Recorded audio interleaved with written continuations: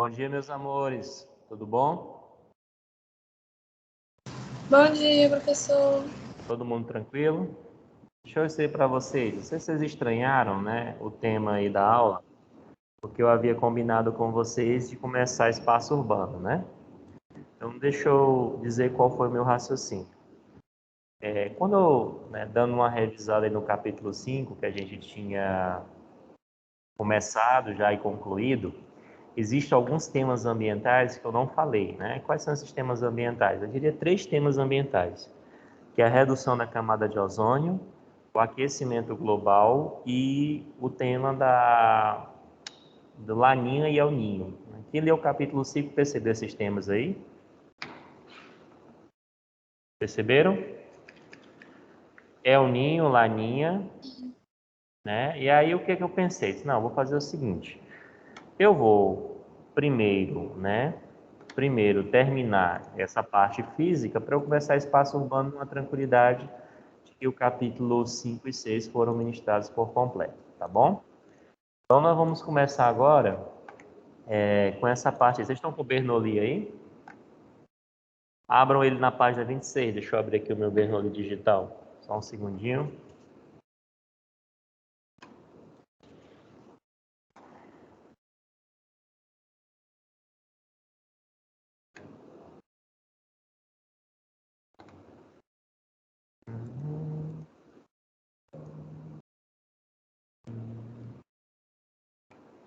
Página 21, viu? Quem tiver com ele aí.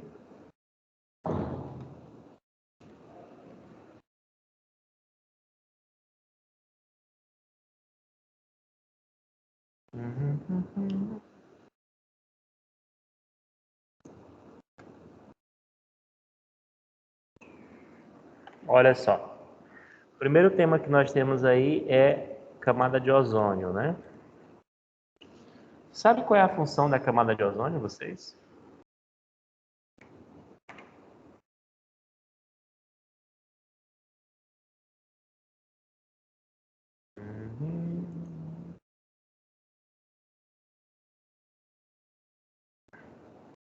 O pessoal está aceitando todo mundo. Só peço a vocês que não fiquem saindo e entrando, tá bom? É página 29, né? Ah, então eu confundi. Página 29. Deixa eu abrir aqui meu Bernoulli, que estou aceitando a galera aqui. Tudo porque as crianças ficam brincando durante as aulas. Tem que restringir, né? Bora lá. Climatologia, os elementos e fatores climáticos.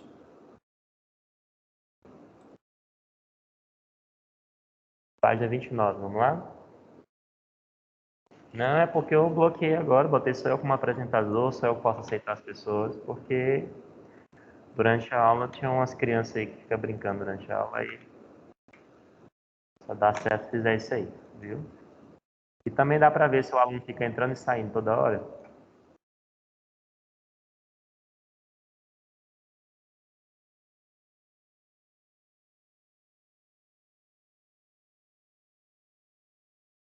Pronto. Júlia Amaral, né? A camada de ozônio protege o planeta dos raios solares. Seriam de todos os raios solares, Júlia? Ou parte deles? Vocês sabiam que da radiação solar que nós temos, né, eu poderia dividir da seguinte forma. Nós temos, para você ver, vamos lá. Nós temos 100% da radiação. Olha aí, rapaz, a Júlia aí precisa, né?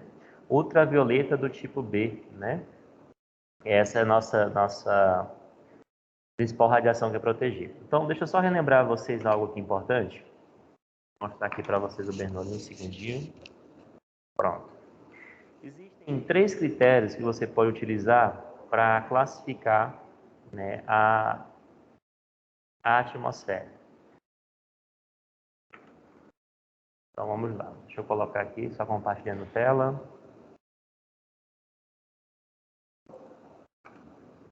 Tá aqui. O critério de função, temperatura e composição. Qual critério vocês acham aí que o Bernoulli trouxe para vocês? Seria composição, temperatura ou função?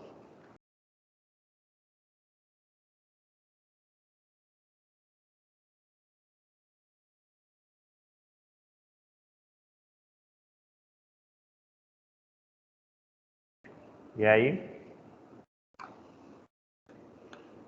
Qual critério vocês acham que corresponde a esse daí do livro de vocês? Pense um pouquinho e digite no chat que eu vou só conectar aqui o cabo do carregador. Só um segundinho.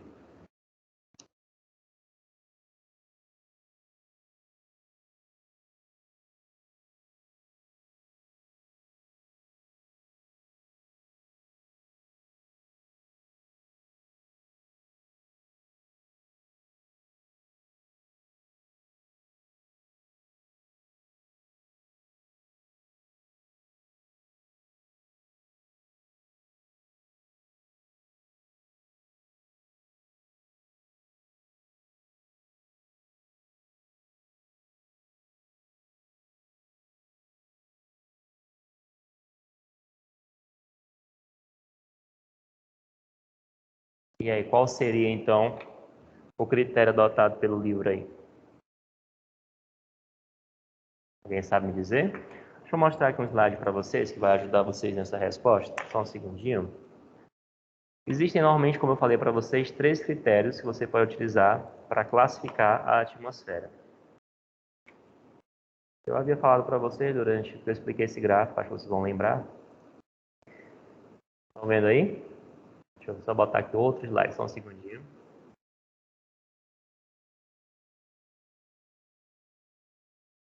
Pronto. Então, quais são os critérios que nós temos aí para classificar a atmosfera? Você consegue ver qual foi o critério utilizado pelo livro?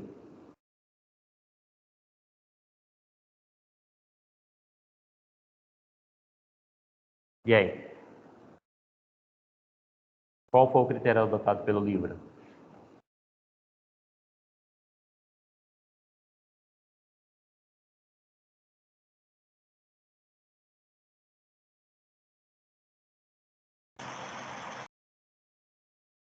Laura?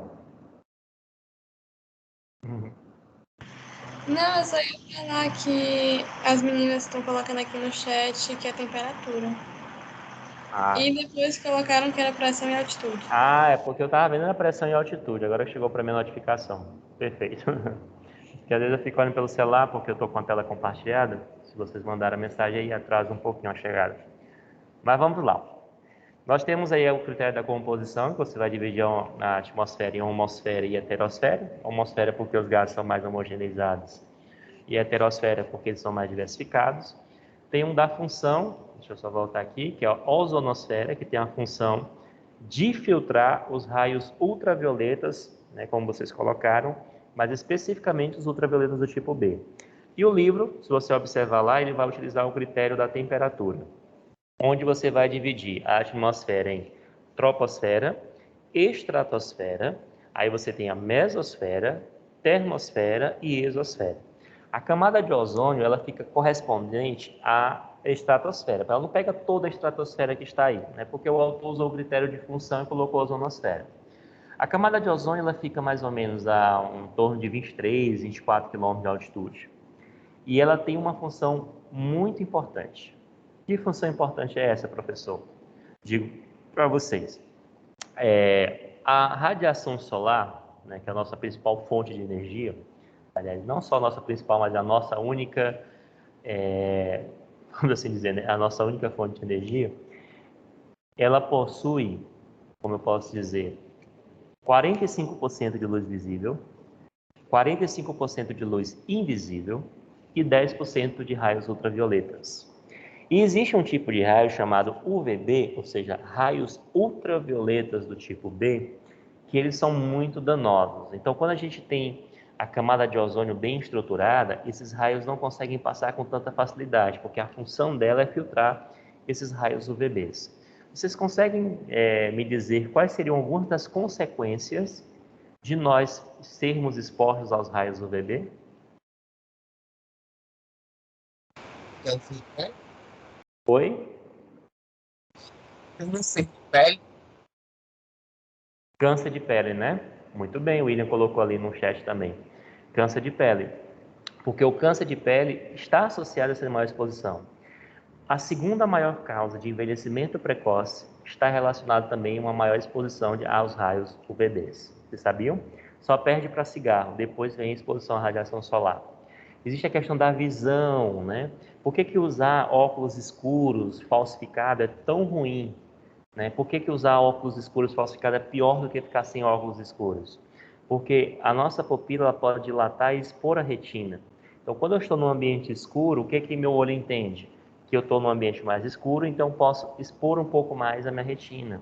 E se não houver, né, proteção UVB, o raio solar vai passar diretamente e vai atingir a visão, podendo prejudicar. Então, existe uma série de consequências danosas de uma exposição maior aos raios UVBs. Então, deixa eu colocar aqui para vocês.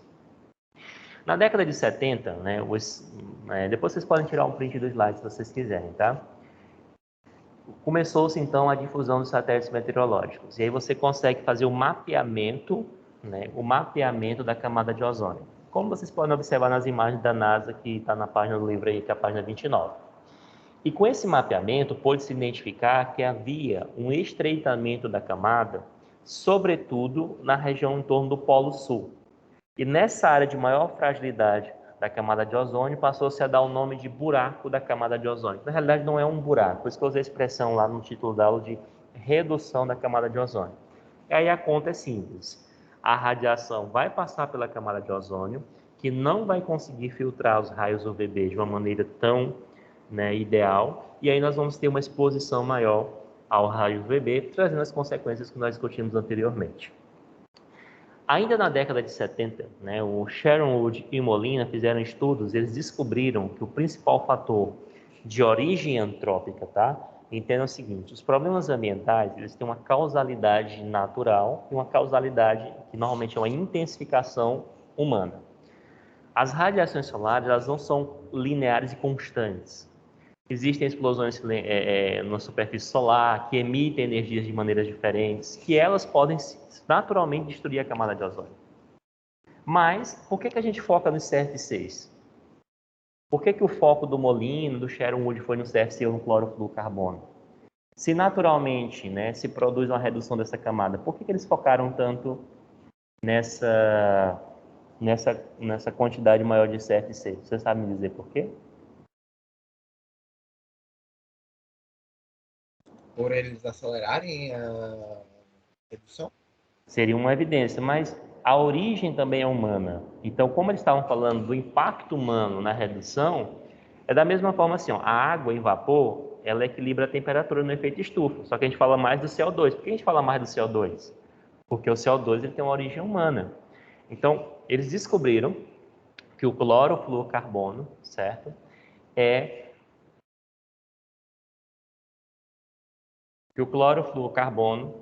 Ele é nada mais, nada menos do que o responsável pela redução da camada de ozônio.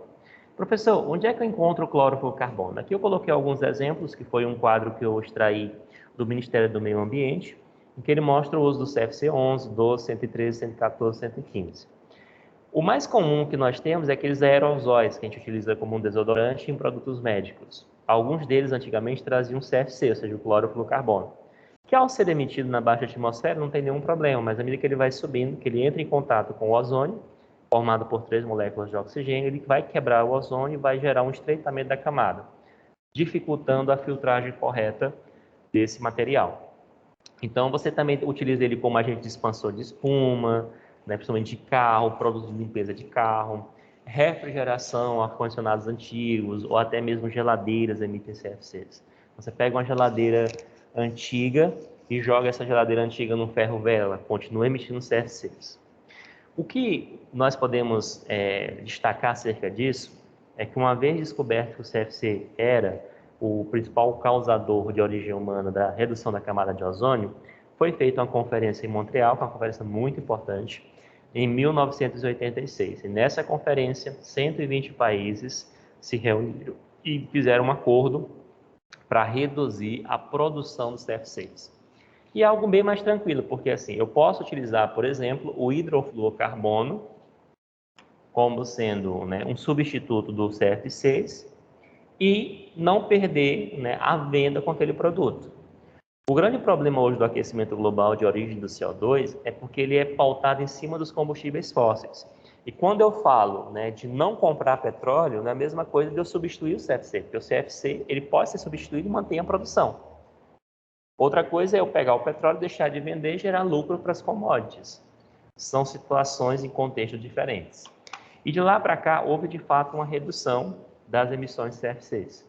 Só que a gente percebe, né, nas imagens que foram colocadas, o Expedito quer entrar. Será que eu deixei ele entrar? Vou deixar. Gosto dele, gente boa. Nas imagens aí da página 26, o que nós... Ele entrou, foi falando. Quer dar um recado, Expedito? Ativar o mudo aqui do Expedito. Então, assim, eu estava falando da parte... da substituição, o quê? Ajudem, meus amores. Das imagens que estão no livro, né? Quando a gente analisa essas imagens, elas são bem impactantes, não são? Do livro aí. Vocês estão com o livro aberto? Que é essa página aqui, gente, ó, que é a página 29. Deixa eu compartilhar com vocês aqui. Quando a gente analisa a página do livro, a gente fica realmente assustado, abismado com a redução da camada de ozônio. Deixa eu abrir aqui na página só um segundinho. Página 29.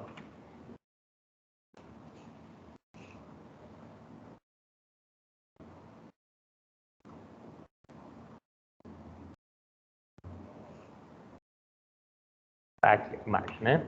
A gente vai percebendo aqui, ele vai colocar a data de setembro de 1981. Claro, né, que quanto mais lilás aqui, ó, maior, né, o total de ozônio. E aí que quanto mais preto, menor é o ozônio. E aí você vai percebendo que aqui em torno do Polo Sul, tá a Antártida aqui, ó, vai gerando um buraco cada vez maior, um estreitamento cada vez maior. E aí, tipo, meu Deus do céu, realmente a camada de ozônio tem se desconfigurado. Porém, quando a gente pega as imagens da NASA dos últimos 20 anos, porque pensa comigo, gente, se o mundo decidiu reduzir a emissão do CFC, da redução da Conferência de Montreal até a atualidade, era de se esperar que o que aconteceria com essa redução da camada de ozônio, com esse buraco? Se eu visualizar os últimos, vamos assim dizer, né, de 86 para cá, né, daria mais de 30 anos. Então, assim, se a gente analisasse esse período, se a gente reduziu de fato a emissão do CFC, o que era para estar acontecendo no gráfico aí? Era para estar diminuindo o nível o tamanho do buraco da camada de ozônio. Mas você percebe que há anos que aumenta e há anos que reduz, não é? Não segue um processo assim, de continuidade, porque existem aquelas questões naturais que eu falei para vocês, com a questão dos feixes de luz, de radiação solar. Então, o que nós fazemos é impactar de maneira mais veemente com a emissão do CFC, tá ok? Mas a maioria dos problemas ambientais, no geral, gente, a gente não cria, a gente intensifica o problema.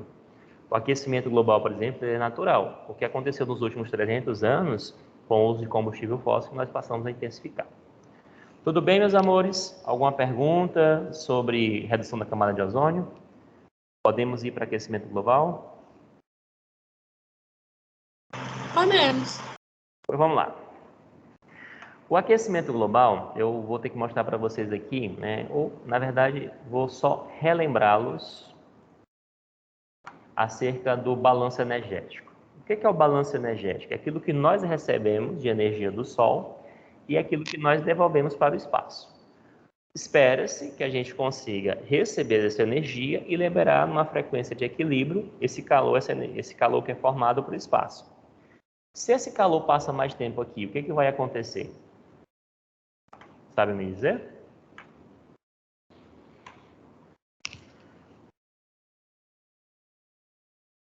Pode repetir a pergunta? Deixa eu mutar aqui, porque a mulher estava falando inglês no meu ouvido aqui. Porque tem uma pessoa explicando por trás, eu tenho que mutar. Foi o que você falou? Foi o André que falou? Foi? Sim, o que você disse, André? Por favor, pode repetir? Ele perguntou se eu poderia repetir a pergunta. A pergunta é: se a radiação solar chega à superfície, né? Porque nem toda ela chega, eu vou já mostrar isso para vocês. 69% em média chega. Aí é absorvido pelos corpos hídricos e rochosos e voltam para a atmosfera. O que deveria acontecer para que houvesse um equilíbrio? Esse calor sair de igual forma na medida que a gente recebe.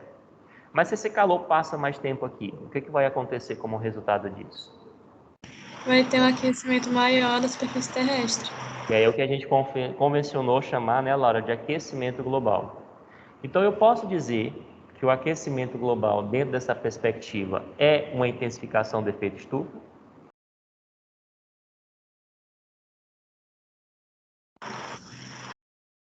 Sim. Sim, e é naturalmente, ele já se configura como sendo um processo natural de transformação. Tanto é que nós tivemos as áreas de glaciação, área de interglaciação, né, que os filmes chamam de era do gelo, que é a glaciação. Então, ao longo da história do planeta Terra, nesses bilhões de anos que nós possuímos, houve momentos que a Terra estava mais quente, houve momentos que ela estava mais fria. Então, o homem não criou a mudança climática, o homem não criou a intensificação. Lembra que eu falei? Ele intensifica o problema. Aquilo que a natureza levaria anos e anos para conseguir gerar uma alteração natural, o homem intensifica o processo e rapidamente ele gera essa transformação. Mas vamos lá. Professor, Estou ouvindo?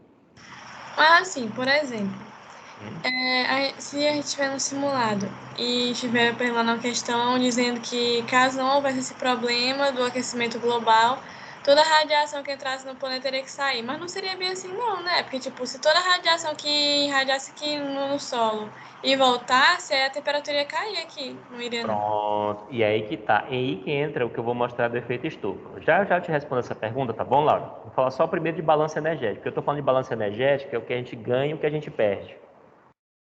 Entendeu? É tipo assim, o que é balanço comercial? Exporto e importo. É só disso que eu estou falando nesse primeiro momento.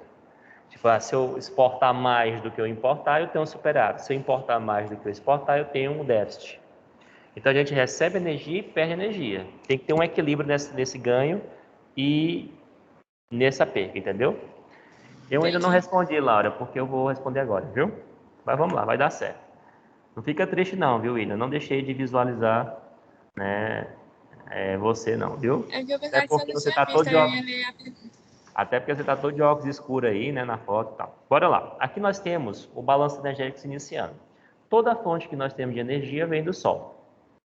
Parte dessa energia é refletida, ou seja, nem toda energia que vem diretamente do Sol para a Terra chega até a superfície. Por exemplo, as nuvens, né, de cor branca, elas tendem, né, devido à sua coloração, vocês lembram do albedo, que é o índice de reflectância dos corpos. Então, elas tendem a refletir parte da energia que elas recebem. Quando uma nuvem é atingida pela radiação, parte dessa radiação passa, se desvia, que a gente chama de radiação difusa, se espalha, há um espalhamento, há uma refração, que é a mudança da velocidade, mas embora essa energia que vem do Sol chegue até a superfície, ela sofre refração, mudança, ela não muda seu comprimento, tá? Vou já mostrar para vocês esse comprimento em ondas curtas. No geral, o que nós recebemos se 31%, William, é refletido, 69% é absorvido. Então, o que configura a temperatura da baixa atmosfera não é o albedo, é o que é absorvido. Então, como é que o albedo impacta? Porque ele tira dessa energia 31% da reflexão, deixando apenas 69% da absorção.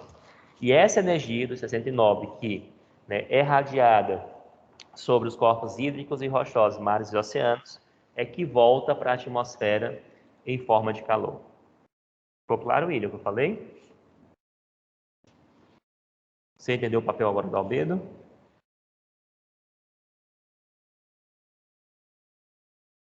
Aí observe, essa energia que fica aqui, que são 69% que é absorvido, vão ter o seu trabalho energético. Lembrando o seguinte, ela vem em ondas curtas, é absorvido e retorna em forma de calor, em ondas longas. E o calor ele não se dissipa. O calor ele é transferido. Normalmente por convecção, quando você tem um ar mais frio aqui, aquece o ar mais embaixo, o ar mais quente é leve, né? E há a convecção que é a troca e o calor vai subindo. Outra forma é a advecção. O vento vai empurrando essa fonte de energia de maneira horizontal, por exemplo. Então, por advecção ou por convecção, há a transferência desse calor. O que a Laura colocou é importantíssimo para que a gente entenda de que forma. E aqui é já no outro gráfico, Laura, que eu vou te explicar, tá bom? Aqui são 69% que volta, tá vendo, Laura? A gente tem 100%, 31% é refletido, é retido 69% e os 69% ele retorna para o espaço. O que vai mudar de um padrão para outro é o tempo, porque esse calor ele tem que ficar um pouco mais de tempo aqui para gerar o efeito estufa. Então deixa eu mostrar aqui para vocês um outro gráfico, só um segundinho. Olha só, Aqui nós vamos ter a radiação direta. Lembra que eu disse que vem em ondas curtas? Aí ele coloca aqui, ó, ela vai ter energia ultravioleta, entre elas do tipo B, vai ter luz visível e vai ter a parte invisível, que é infravermelha, que a gente não consegue detectar a olho nu. E 69% que é absorvido pelos corpos, tanto os continentes, nesse caso aqui, América do Norte, como o Oceano Atlântico, que está sendo representado, volta para a atmosfera em forma de calor em comprimento de ondas longas. Eu até falei para vocês do exemplo do carro, lembra? Que a radiação vem em ondas curtas, passa pelo vidro, mas quando retorna em forma de calor, não consegue sair, porque o calor tem um comprimento de ondas de energia diferente. Vocês lembram disso?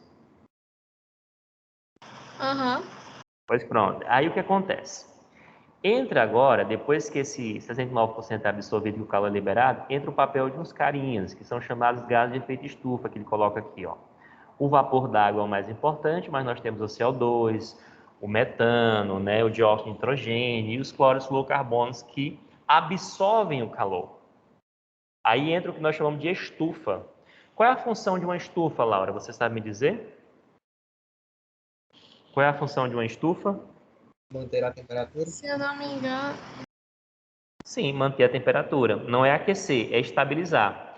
Então, o que esses gases de efeito estufas fazem? Eles retêm o calor e vão liberando de maneira mais exatamente. Aqui, ó, se você observar no finalzinho do gráfico, deixa eu só concluir aqui, fica melhor para responder vocês aí, ó. A gente percebe que ficou bem mais vermelho aqui, não ficou?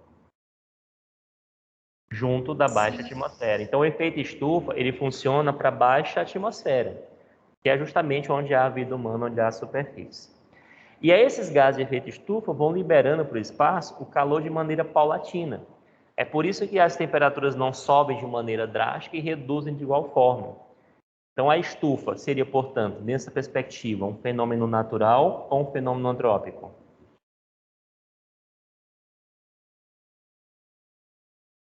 Você sabe o que é antrópico, É um sabe? efeito natural.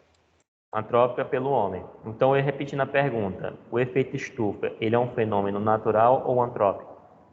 Natural. Natural. Porque os gases de efeito estufa, eles são naturalmente presentes na atmosfera. A água e vapor não é presente na atmosfera? Os vulcões não liberam CO2? Entendeu? Então, nós seres humanos precisamos dessa certa estabilidade térmica. A gente não pode ter oscilações muito bruscas. Gente, se vocês estão, quando vocês têm uma variação de, né, chove, que tem uma mudançazinha do tempo, tem muita gente que falta morrer de rinite, sinusite, não sei o que mais lá das ites. Imagine se você tivesse, né, uma variação tão bruscas. Então, o efeito estufa, ele não é antrópico, gente. Ele é um fenômeno o quê? Natural. Exatamente. Essa é a versão mesmo, tá, William? É natural e o homem intensifica o processo, né? O homem, ele intensifica o processo. Então, vamos lá. Continuando o que eu estava dizendo aqui. Entra, então, o papel de alguns carinhas. E foi lançado um relatório. Esse relatório, ele é do IPCC, que é uma sigla em inglês para International Panel Climate Change, ou Painel Internacional de Mudanças Climáticas, que pertence à ONU. E em 2007 foi lançado um relatório, e esse ano, acho que tem mais ou menos 2 meses, né, acho que mais nada mais do que isso, que foi lançado um novo relatório. E aí o que se comprovou? A gente sabe que a maior parte da atmosfera é feita de nitrogênio, que é 78%. E 21% é de oxigênio e 1% é de outros gases. Então, por isso quando você fala que em 1750 você tinha um percentual de carbono de concentração de 0,028, é porque os demais gases se concentram em 1%. Até porque a gente está falando da baixa atmosfera, tá bom? Aí observe, por que ele escolheu a data de 1750? E porque é produzido naturalmente, Laura. Além do que você falou, a natureza o produz. Por que ele escolheu a data de 1750? Revolução Industrial. Revolução Industrial. E o que há de tão especial na Revolução Industrial, gente? Porque a partir dela o índice da queima de combustíveis fósseis foi muito alto. Exatamente. Nós usamos o carvão mineral na primeira, o petróleo na segunda, então de lá para cá nós passamos a consumir mais combustíveis fósseis. E aí, como o relatório é de 2007, ele tem uma estimativa para 2020. O que aconteceu aí quando a gente analisa o perfil de 1750 para 2020?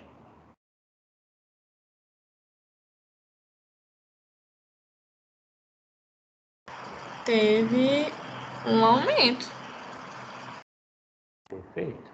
Praticamente dobrou, né, Laura? Porque nós saímos de 280 partes por milhão e, né, estimamos em 470 partes por milhão. Perfeito?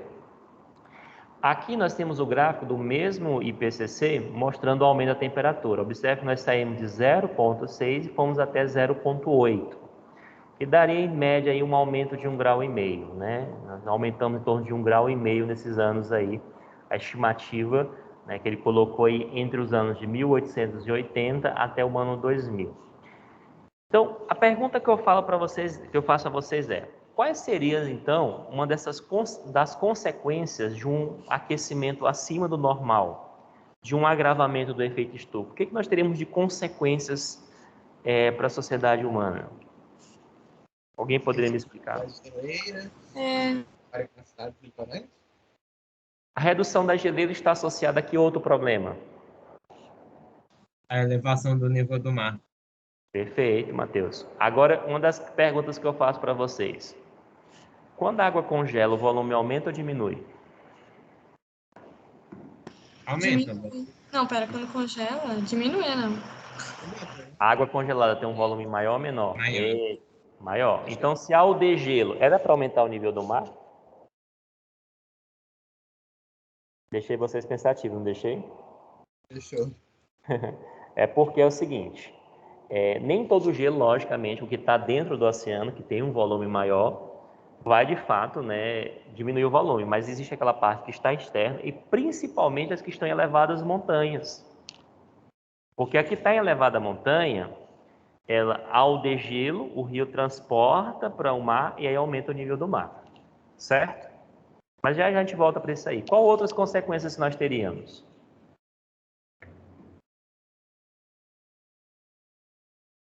Além do derretimento das geleiras e aumento do nível do mar? Aumento de desastres naturais associados ao clima. Exatamente. E a sua palavra está perfeita, né? Eu só trocaria aumento por intensificação. Porque intensifica os fenômenos climáticos como El Niño, Laninha, furacão, né? Tornado. Tornado não é provocado pelo aquecimento global. Mas se você mexe com a temperatura, que é um elemento climático, e a temperatura impacta na pressão e na umidade, todos os elementos também serão modificados, né? Ondas de calor, né, Gisela, na Europa, onda de frescor, muito frio. Então, esses extremos climáticos, ocorrências, né, prolongadas de seca ou de estiagem, então tudo isso é uma contribuição desse maior aquecimento, logicamente, e nós caminhamos a uma mudança. Mas deixa eu explicar aqui uma coisa para vocês, assim, que eu acho muito importante, tá bom? E aqui eu vou falar como climatólogo, tá? E não como professor de geografia. Sabia que eu posso falar com uma certa autonomia de climatólogo? Poucas coisas eu tenho autoridade para falar, mas em climatologia eu tenho. Por que será que eu tenho autoridade? Porque é federal, isso que eu posso ter, né? Estou zoando vocês. Mas eu sou climatólogo, não sei se vocês sabem. Para que serve, não sei, né? Mas é algo interessante ser estudado, né? Primeira aula Hã? de climatologia. Você falou isso na primeira aula de climatologia. Pois pronto. Então, assim, deixa eu falar como climatólogo. E o que eu vou falar, impreterivelmente, não é uma desculpa para usar os recursos de maneira desenfreada. Eu vou falar do ponto de vista técnico, tá? Quando em 2007 houve esse relatório, aí o Al Gore lançou aquele documentário Verdade Inconveniente, não sei se vocês já assistiram, e aí era Globo Repórter, era Fantástico, era Jornal Nacional, a gente abriu o Twitter, enfim, era só aquecimento global. Eu que fiz o mestrado em 2012, eu ia ler uma tese de doutorado, tinha que ter uma parte de aquecimento, estava na moda falar, sabe? O homem é responsável pelo aquecimento global e tal, tal, tal, tal. Quando foi lá por vir em 2011, 2012, o Aziz Nassib Abissab, que eu acho que vocês vão lembrar dele, que é aquele geógrafo que fez a segunda classificação do relevo brasileiro, fez classificação de domínios morfoclimáticos, e para mim um dos maiores geógrafos que esse país já teve, falou assim, isso é besteira, gente, isso é midiático. Porque muita gente queria dizer isso, mas estava com medo de falar. Entende? Por que ele estava falando isso? O Aziz Nassib, ele se especializou em paleoclimas. Então você pega, por exemplo, 4,5, 4,6 bilhões de anos que a Terra possui, e você vai estudando as mudanças climáticas que a Terra foi desenvolvendo ao longo desse tempo. Por exemplo, na glaciação, na última glaciação que nós tivemos aí em torno de 11 a 20 mil anos atrás, o gelo avançou até o norte dos Estados Unidos.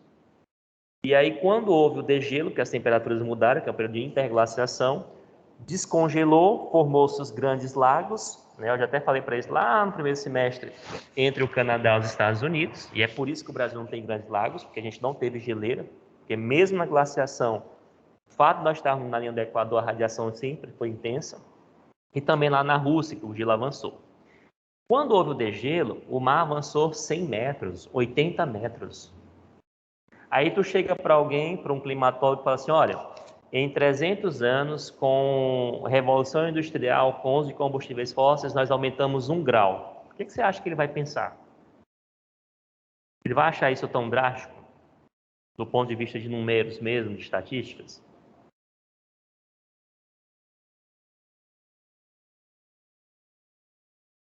Ou ele vai considerar isso inferior ao que ele estudou, entende o que eu estou dizendo?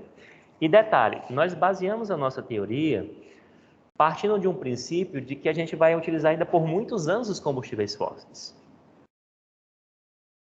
Por quanto mais anos nós vamos utilizar? Talvez o quê? 50 anos, 60 anos, no máximo de combustíveis fósseis, porque eles vão se esgotar.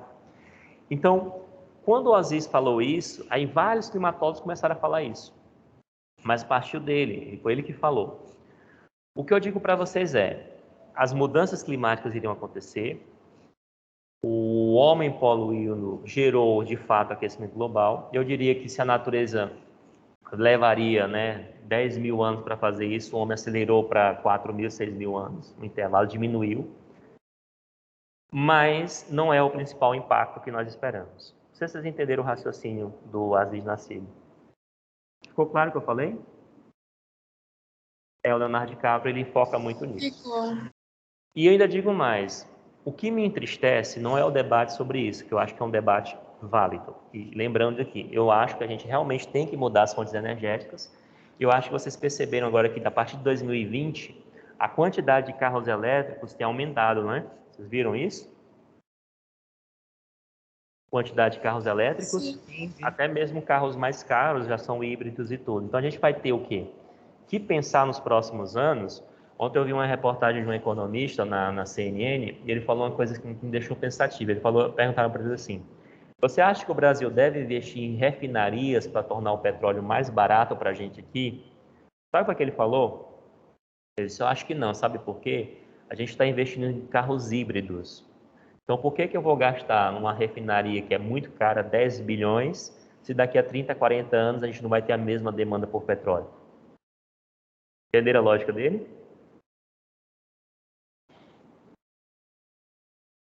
Entenderam o raciocínio? Então a gente vai ter outras preocupações, como por exemplo, como é que nós vamos suprir essa energia elétrica? Porque os carros serem elétricos, eu vou ter uma demanda maior por energia elétrica.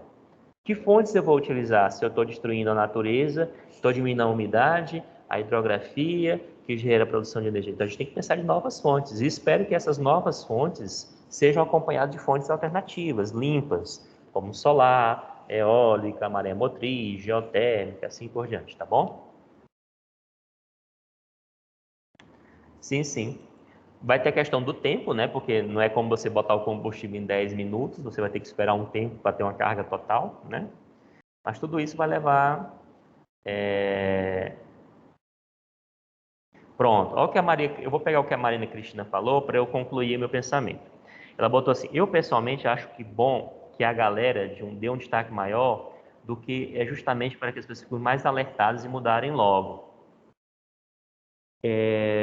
Se falarem que ainda está longe, as pessoas vão achar e tal, distante e vão mudar por dentro e tal. Sabe qual é o problema disso, Maria? É porque quando se enfoca muito em algo, serve de uma cortina de fumaça muito grande para outros problemas mais eminentes. Eu vou dar um exemplo para vocês. O lixo. o que nós produzimos, né? Para alguns autores, o que nós descartamos de lixo é algo absurdo. Para dar um exemplo, tá? Que a gente não tem tempo para muitos, né? Mas um exemplo. De uns 3 anos para cá, nós começamos a usar aqueles café de cápsula. E foi feita uma pesquisa só em um ano, nós conseguimos dar 2 ou 3 voltas na Terra somente com aquelas cápsulas, que não eram recicladas, nada disso. Falta se discutir a obsolescência programada, por que eu tenho que trocar de carro no intervalo de espaço de tempo e tudo mais. Então, quando a gente foca num problema que não é eminente e que, né, é midiático, eu vou ofuscando reais problemas que eu não quero entrar em discussão, porque iriam afetar a produção. Faça um teste. Chega no supermercado, descarta só o lixo que você traz para o mercado. O isopor, o plástico, a quantidade de lixo que é produzido ali. E isso impacta de maneira muito mais drástica e em curto espaço de tempo o meio ambiente. Mas se a gente pega um problema, elege esse problema como sendo o principal, a gente vai ofuscando outros problemas. E a indústria da mídia, ela prefere ofuscar esse problema do que mudar ou alterar seu processo produtivo. Entendeu? Não sei se vocês estão... eu entendo o que a Maria Cristina falou, eu estou falando que a questão de ofuscar outros problemas que também, no nosso cotidiano, são muito graves.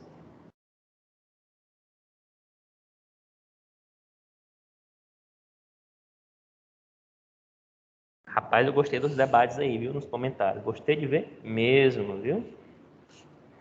A ideia aqui, gente, não é fechar uma ideia, é gerar um pensamento. E esse pensamento é gerar um debate sobre o conteúdo. Tá bom? Nós temos um grande potencial de energia limpa mesmo. Tá bom? Gostei de ver. Mas aí, será que todos os problemas são colocados na mesma proporção, Maria Cristina? Entende? Eu sou favorável, a meu ver, eu acho que a gente deveria realmente enfocar mais naqueles que são de impactos mais imediatos e mais urgentes. Tipo assim, não dar um voucher, uma liberação para poluir com combustíveis fósseis, não é nada disso. Mas focar naquilo que é mais eminente, né? Aquilo que geraria isso. Nada, eu gostei da colocação dela, né? Exatamente. Pois, meus amores, um abraço a todos. Gosto da participação de vocês, viu? Beijo no coração. Bom dia. Viu? Obrigadão, Maria, pela contribuição, William.